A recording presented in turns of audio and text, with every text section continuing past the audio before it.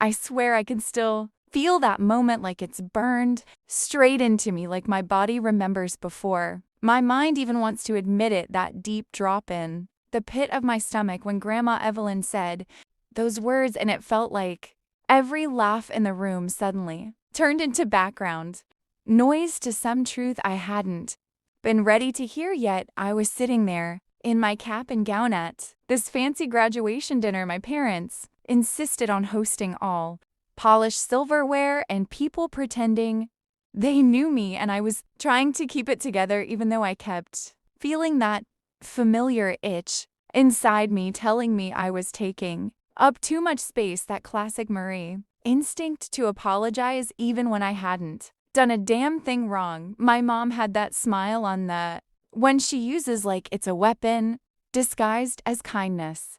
And my dad was leaning back like he was both judging and praising me at the same time, like he invented a new emotional language only he could speak, and I was smoothing the crease on my gown when Grandma leaned in, and her voice was warm, gentle, like she was handing me a little piece of sunshine wrapped in words. And she said, "Baby, I'm glad the 1,500 I send you every month is helping." And I actually blinked because it felt like she'd switched to another channel mid-sentence.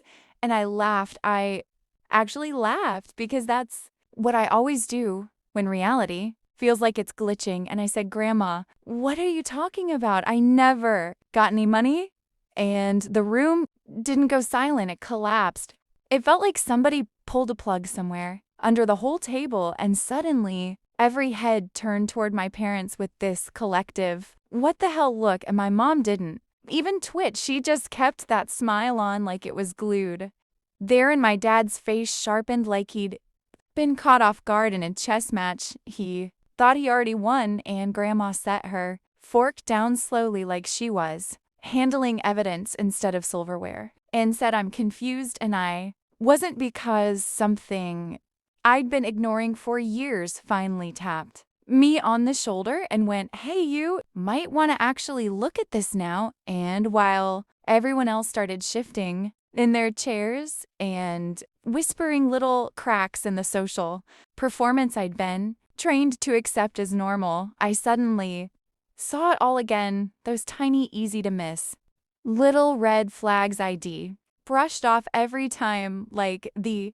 birthday card with a 20 when everyone else got hundreds. And I told myself it was fine, or how my scholarship came in short, and the school said paperwork, even though something in my bones told me it wasn't, or how my mom would cry at exactly the right angle to make it seem like she carried the whole world on her back, and I'd feel guilty for even thinking I wanted. More like needing anything was some moral failing I had to punish myself for. So I became this little survival expert without anyone teaching me how. Granola bars when I was hungry, 2 jobs when I should have been studying, or sleeping nights crashed in the library because my heater died and I couldn't afford to fix it, and my parents told me they were proud of me for understanding sacrifice.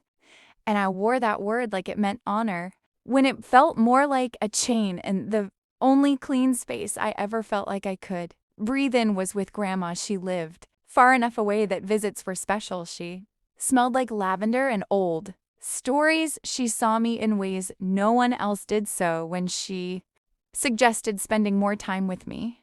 And my mom swooped in with that perfect fake concern and told her I was overwhelmed. I just accepted it. I didn't know I could say no. I didn't know I had the right to imagine a life where I wasn't always being managed like some fragile project instead of a person. So sitting there between the people who were supposed to love me and the one person who actually did, I realized this wasn't the beginning of some mystery. It was the ending of my blindness. And the room around us started to get that weird tone people get when they know they should leave, but they also want to watch. And Harper shot me a look that said she was already on alert because she always saw more than she let on, and Samuel leaned back like he was studying suspects in a crime he hadn't heard yet.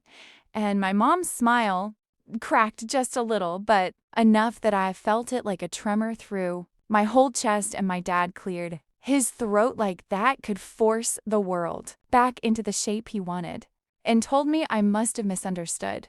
And I actually heard myself say, "No, Grandma didn't misunderstand anything," and that's when his confidence slipped, not dramatically, just enough for me to feel it like watching a mask lifted for half a second in a mirror. And he said, "We'll discuss privately." And I said, "Privately, like you handled?"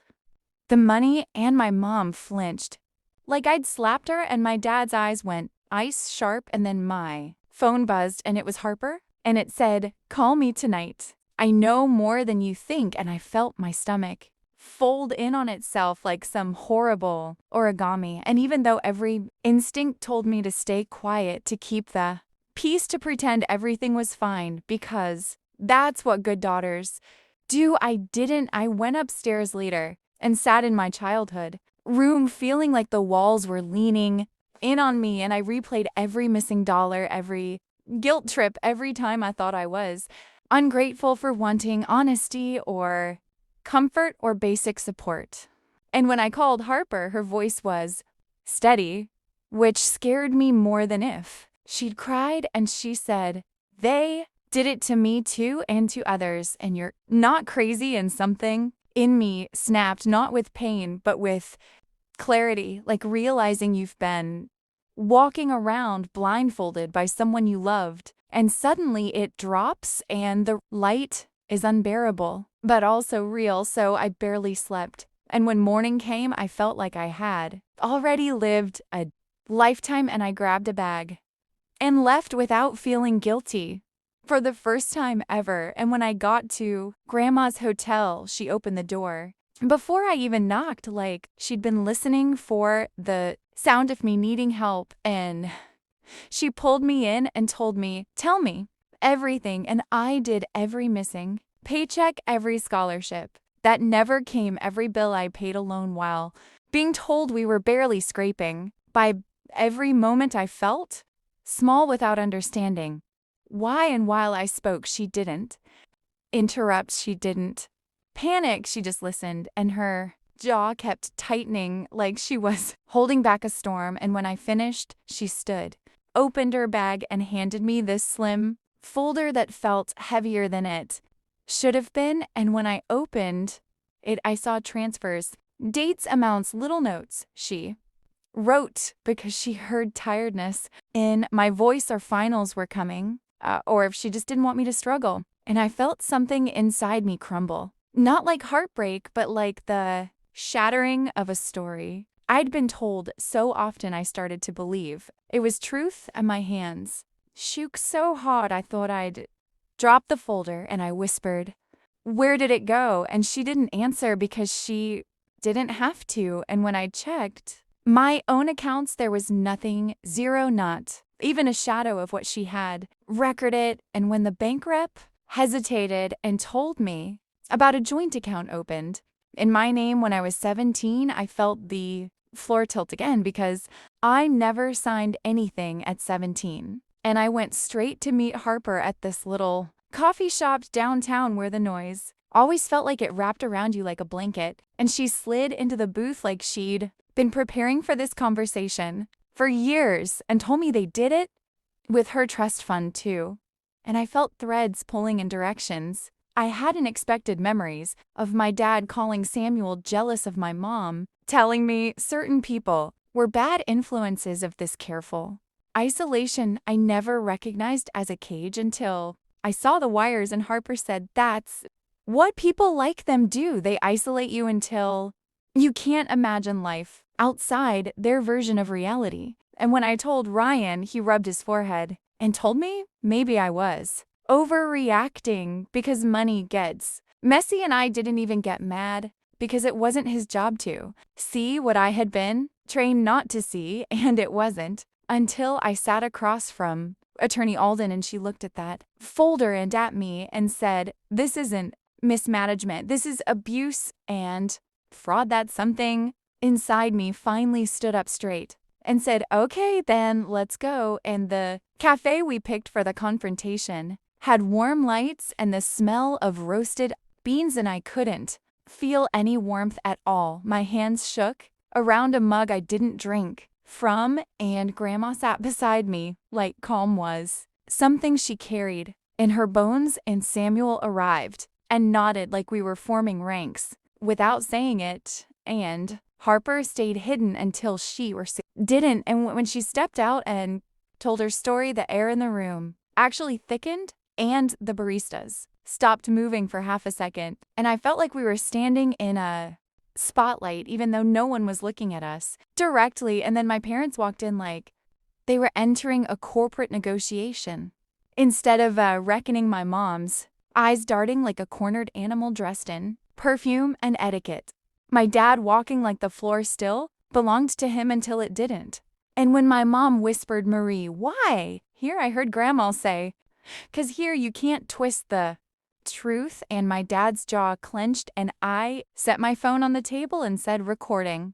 And my mom opened her mouth, and my dad started with, you're being impulsive, and I cut him off with good then. Talk, and I slid the folder over, and his fingers stopped moving, and I told him, these are transfers, and the bank says I never saw a single one. And my mom went into her performance instantly, like it was muscle memory, talking about protecting me and timing and how they meant well. And Grandma said, you stole from your own child. And the whole cafe breathed in like it wasn't sure it was allowed to exhale. And my mom snapped forged, and I told her I confirmed it, and I wasn't even 18.